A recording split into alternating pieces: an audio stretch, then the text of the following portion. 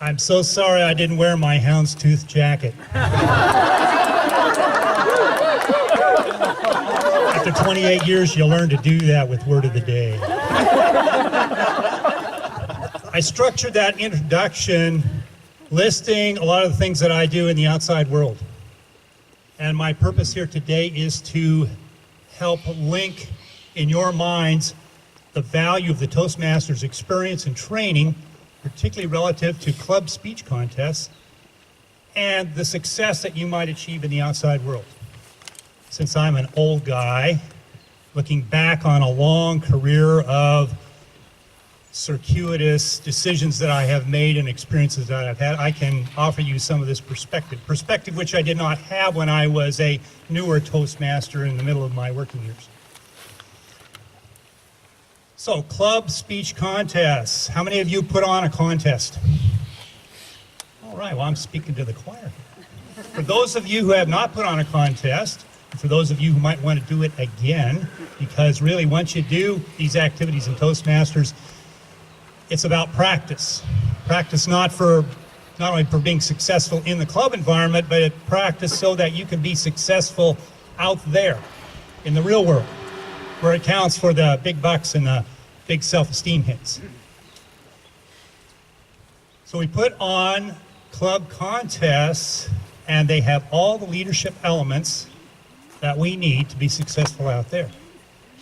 I can think of 4 of them. We're going to organize with purpose. We're going to plan for success. We're going to execute the plan. And then we're going to celebrate as appropriate.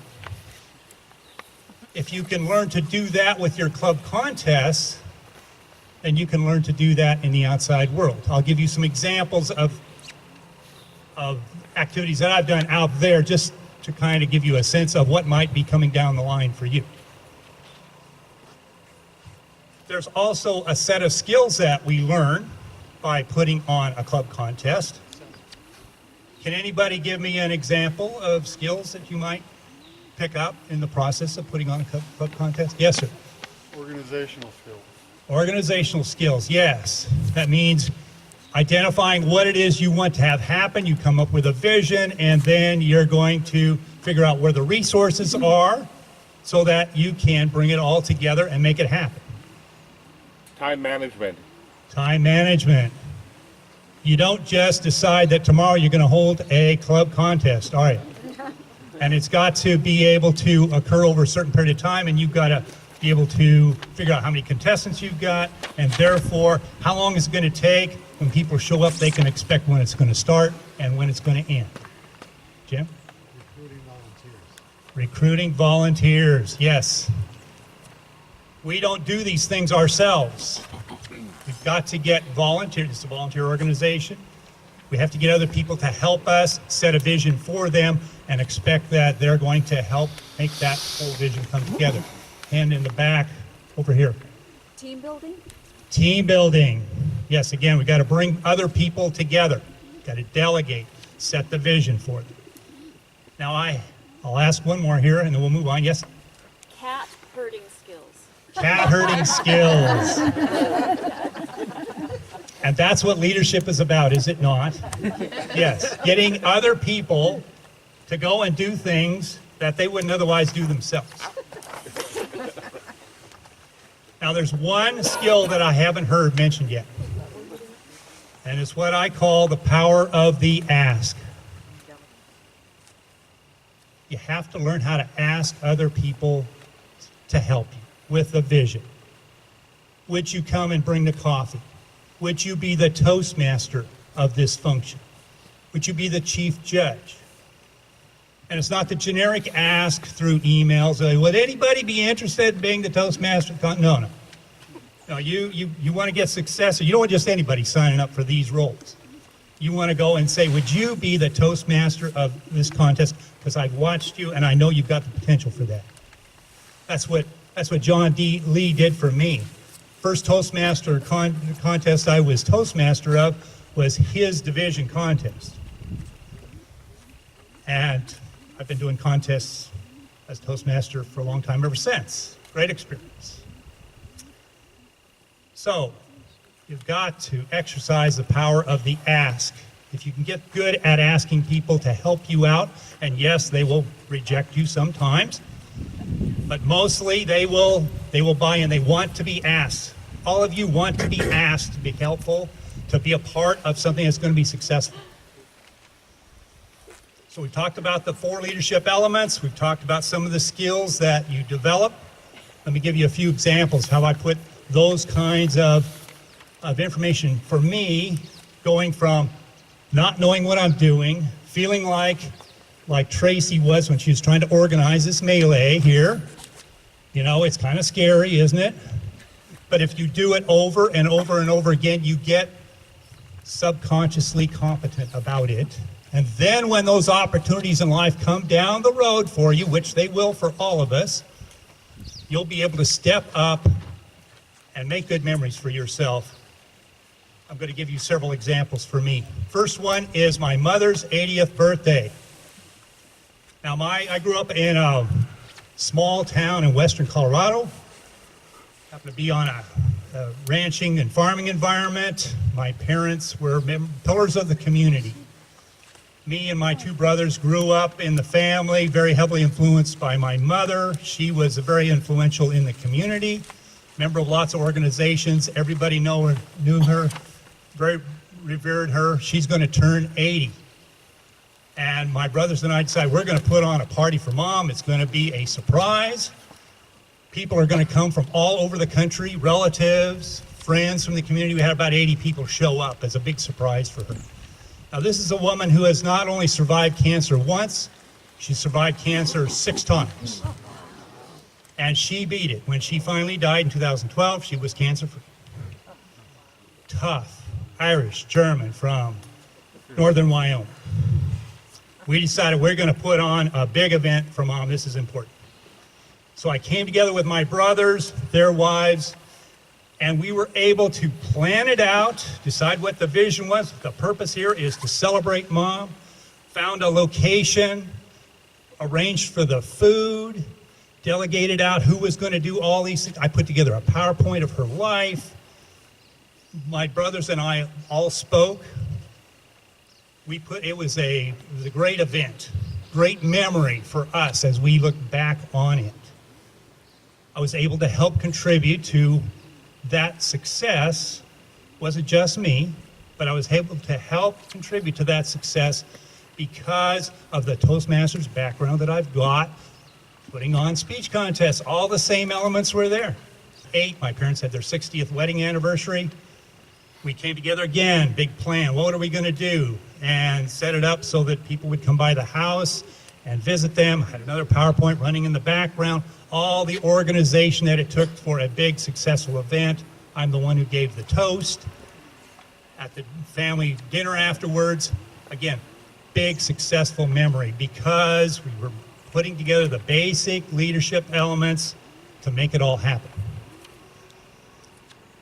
I have been a part of 5 major events in my career called functional exercises for emergency action planning. I used to manage a dam for Snohomish County PUD, largest reservoir in Snohomish County. 80% of the population gets their water supply from it, went through my turbines. Now I take ownership of that. Well, because it's a dam that generates hydropower, we're regulated by the federal government. Federal government requires everybody who has a power dam has to go through a functional exercise every 5 years where you get all the emergency management folks below the dam to come together and practice the very unlikely event that if the dam was to fail, how would you get everybody out of the valley and out of harm's way quickly? And so they make all of us who are dam owners and operators come together and put on a whole day show where we assemble everybody in a room. We provide them with phones so they can practice talking to each other as we run through a scenario of what happens if the dam fails. How would they talk to each other? What are we going to learn from this? When it's all over with, we run an evaluation session, which might sound vaguely familiar. And then I accumulate all of the materials. I produce a document about this thick. I send it off to the federal government. Celebration is when they send me the letter that says, you successfully completed your functional exercise, and we'll see you in 5 years. all of the elements that it took for me to be successful in that, contacting people, planning it out almost a year ahead of time, came from the basic skill sets that we teach in putting on a club contest. It's the same element. And I was successful out there because I learned how to do that well in the Toastmasters arena. 2005, the boss retired. Guess who they came to be the MC for his retirement party? Yeah, me. Can you imagine being at work and they come to you to be the MC of your boss's retirement? Wouldn't it be helpful to have already practiced some of those skills before you get there so that you can execute a successful party? Again, a good memory for everybody involved. And I was able to do that. I didn't do it all, but I was able to work with other people so that the food came together. I had the people lined up to speak on his behalf. I got some pictures from his wife, had those going in a PowerPoint. I was able to make some comments that was honoring of his 30-year career. I put on, as I mentioned in the introduction, for the last 20 years, I've been putting on a hydropower training seminar. We call it the Northwest Hydro Tech Seminar. Every year we bring people from all the plants that we can in the Northwest to some place like the Hood River Inn, someplace, sometimes the Wenatchee Convention Center. For one day we assemble everybody. I have to go out and ask the presenters to come in, and they give 20-minute TED Talk-like presentations about something relative to maintenance in the plants. Been doing this now for 20 years, and I'm using all the skills that I learned in putting on club contests. I mean, it just comes down to basically as simple as that. So the club contest arena was the vector by which I was able to do that for the industry. When I decided to retire, they said, how about it if we paid you to do that? And I said, well, make me an offer I can't refuse. And they did. So don't ever let anybody tell you that Toastmasters doesn't pay, because it does. I would like to tell you that there's just, I can't say enough about how powerful the Toastmasters program is to change lives. It's changed mine dramatically. The thing is that when I was going through the initial years when I was in Toastmasters, I didn't see birthday parties and anniversaries and retirement parties and functional exercises. I didn't see that on my horizon. I did it because it seemed like an interesting exercise. I'm interested in learning how to do this. There's more skill development for me. And then these opportunities came down the pipe, and I was able to seize them. And because of that, my quality of life went way up. I got paid a lot more money. I was able to feel good about myself. And so what I'm offering to you is that over your horizon of your future is opportunities coming down the pipe for you. And the only question is, are you going to be ready for them when they arrive? And I'm suggesting that the club contest, putting on club contest, is a way of practicing those basic leadership skills, which will help you be successful for whatever those opportunities are for you. How important it is that you create the environment that you do within your clubs so that people can walk in and work their brains, and with that develop themselves and move on to wherever they're going to move on to in life. And that might be in their work, might be socially, might be that they move up in the district, might be that they go on, and like I was there in the meeting at Mill Creek where a tall, lanky guy walks in the room with his wife, sits down, and likes what they see, and they decide to join up.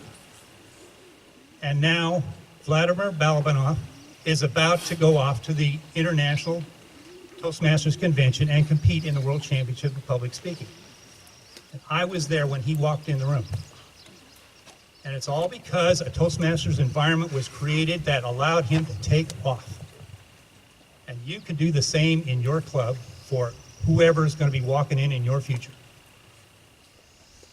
Hope you can see the connection between putting on Toastmaster club environment, contest environments, and success in the outside world.